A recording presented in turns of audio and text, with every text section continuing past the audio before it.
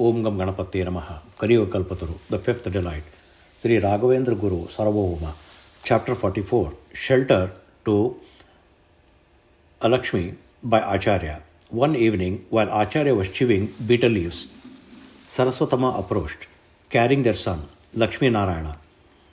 As Acharya took the child onto his lap, the little boy said, "Father, teach me a mantra." Acharya smiled and asked, "What have you learned so far, my son?" The child eagerly responded, "I have learned Amara, Shabda Rupavali,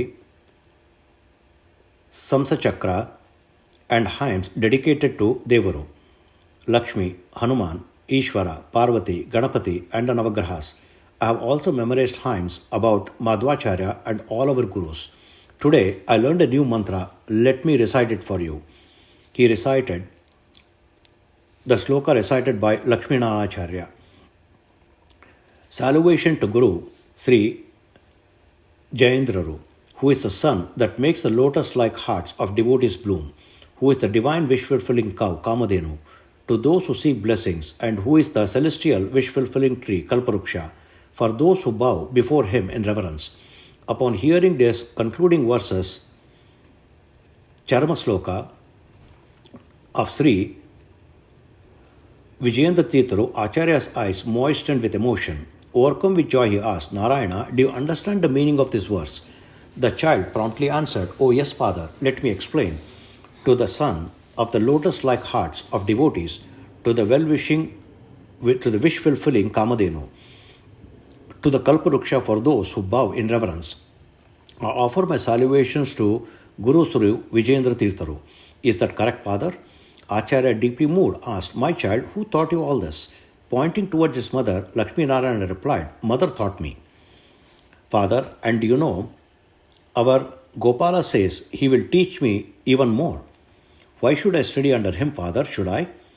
Smiling, Acharya replied, "Go ahead and study under Gopala. Later, I will teach you myself." Then he sent the child to his devoted disciple Gopala. Saraswatama remarked, "Your disciples are incredibly affectionate towards our child. For Gopala, Lakshmi Narayana is his very life, and all the boys here see me as their own mother." Acharya, amused, said, "Saraswati, you are truly have become a mother to all my disciples. That is why they hold you in such great reverence." Saraswatama smiled and said, Saraswatama remarked, "Your disciples are incredibly affectionate towards our child. For Gopala, Lakshmi Narayana is his very life, and all the boys here see me as their own mother."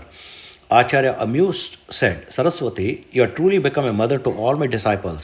That is why they hold you in such great reverence." Saraswatama smiled and said, "How could they not, dear? These poor boys have left their home to pursue education. You provide them with food, clothing, and shelter, and impart knowledge selflessly. To them, you are nothing less than God himself." Venkatanatha smiled. All right. All you ever do is praise me." Saraswati, with a soft laugh, "What can I do? Lately I feel so much joy. A husband like you, a son like Lakshmi Narayana, disciples like Gopala, and sincere well-wishers like Srinivasa and Padmavati. I feel so fortunate. It seemed like no one else in this world as happy as I am." Venkatanatha, laughing, "Don't rejoice too much, Saraswati. Happiness is followed by sorrow, and sorrow is followed by happiness. Your current abundance of joy might just be the prologue to future sorrow.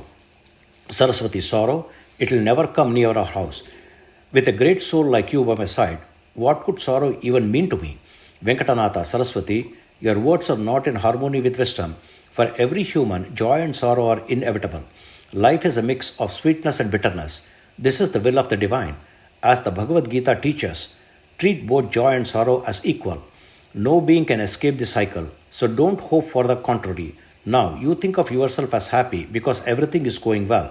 But if someday we lose all our wealth and have to live in poverty, will you still feel happy then?" Saraswati, trembling, "Swami, do not utter inauspicious words. Even if hardship comes, I am ready to endure them happily."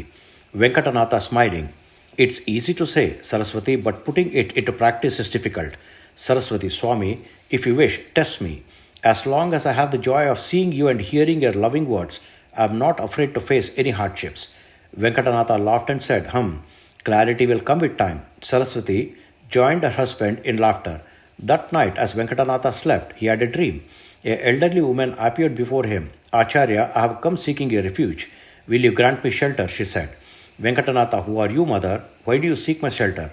Elderly woman, I am Alakshmi, the goddess of poverty. The time has come for me to reside with you for a while. That is why I seek your protection. Venkatanatha astonished. Why such a situation, mother? Elderly woman, Acharya, in your previous births, by the Lord's grace, you enjoyed the splendor of a royal prosperity. At that time, I could not even approach you. Venkatanatha, then, how is that you have come now, mother?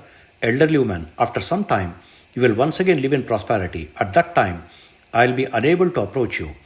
Every living being in this creation, whether divine or human, must experience the fruits of their past karma, both good and bad. My presence is inevitable. Venkatanatha, so be it. How can one defy the will of Lord Hari? One must certainly experience the results of their deeds, whether good or bad. I will grant you shelter as per your wish. Elderly woman, you are generous.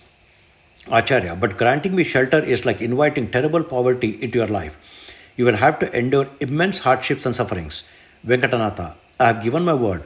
Whatever comes, I will accept it as the will of the Lord. How long do you intend to stay in my house?